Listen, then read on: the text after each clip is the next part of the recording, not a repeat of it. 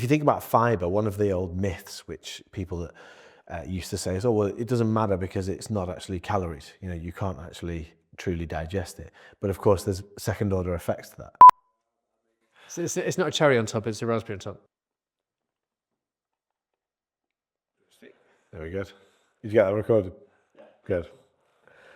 This is a ridiculous bowl of berries. That's breakfast. Yeah. Oh, shit.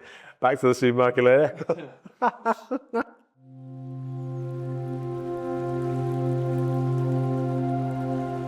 The 5 Ps are prebiotics, polyphenols, probiotics, parabiotics, and postbiotics. Brilliant. Okay, so let's check them off one by one. Let's do prebiotics.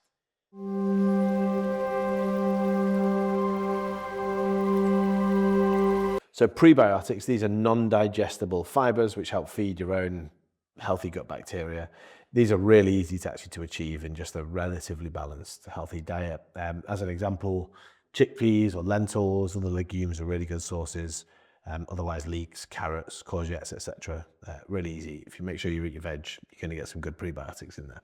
So this is interesting. So you said undigestible. So in the stomach, some digestion happens where presumably you get some nutrients, but then the job of these fibres is to actually go further.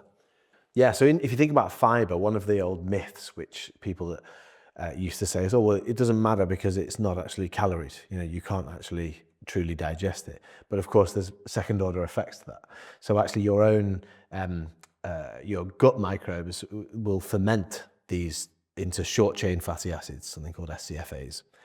And that's where you start to get the outcome of that is where the beneficial effects happen from eating adequate prebiotic fibres.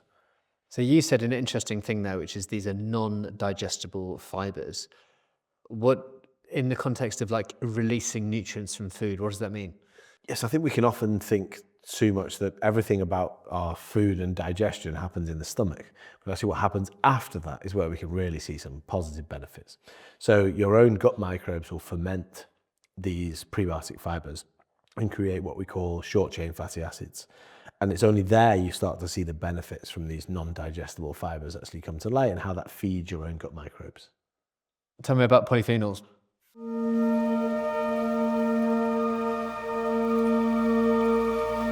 Polyphenols are plant compounds that act as antioxidants. They really support the growth of the beneficial bacteria in your gut, including some key strains like Akkermansia, which you may have heard of. And they help reduce oxidative stress and protect your gut lining. The most common source of these are this huge bowl of berries I've got here. Really good to get these through berries, you know, the rich dark colours there, blueberries, blackberries, etc. And you can also get this from coffee, for example, as well, which is great. And tea. Yeah, and tea. Many sources here, super easy to add into your diet with just like small additions. You probably don't need to eat as big a bowl as this, but I'll enjoy working my way through this today. Great take. Yeah. All right, so I guess number 3 is probiotics. Yeah, we need some dairy.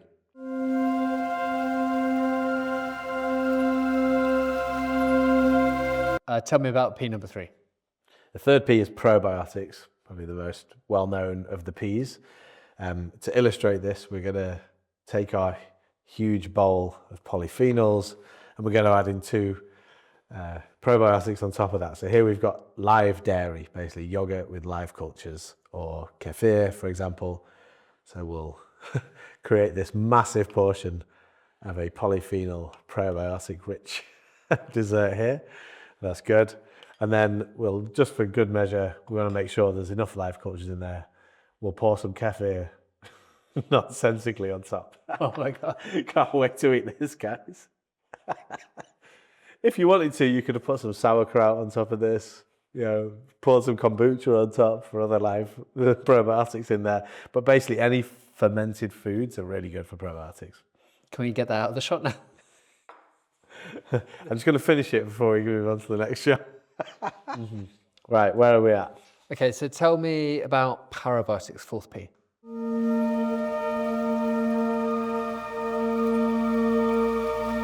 The 4th P is parabiotics. Not as commonly found in foods. They are still present in, for example, heat-treated dairy. easier to get from functional foods or supplements, for example. And these are what we include as part of this omnibiotic in our GSO2 supplement. I've never heard of parabiotics. Are they new? Is it like a new trendy term? Parabiotics aren't new, they've always existed. We don't tend to talk about them much, but they do play a role in these 5 Ps in this gut health pathway that's just as important as any of the more talked about Ps in the biotic pathway.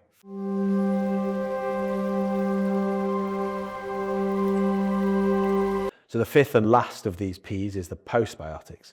And these are actually the bioactive compounds that you find that are produced by probiotics during their fermentation. So you'll often hear people talk about, you need all your probiotics to be alive when they reach your gut. But actually what they miss is you can get the postbiotic benefits even from bacteria that's already been fermented and digested. So again, look for fermented foods here, kefir, sauerkraut, soy, miso, etc. But also you can get these from aged cheese. So Parmesan, for example, a really good source of postbiotics. All right, I think that's another one wrapped.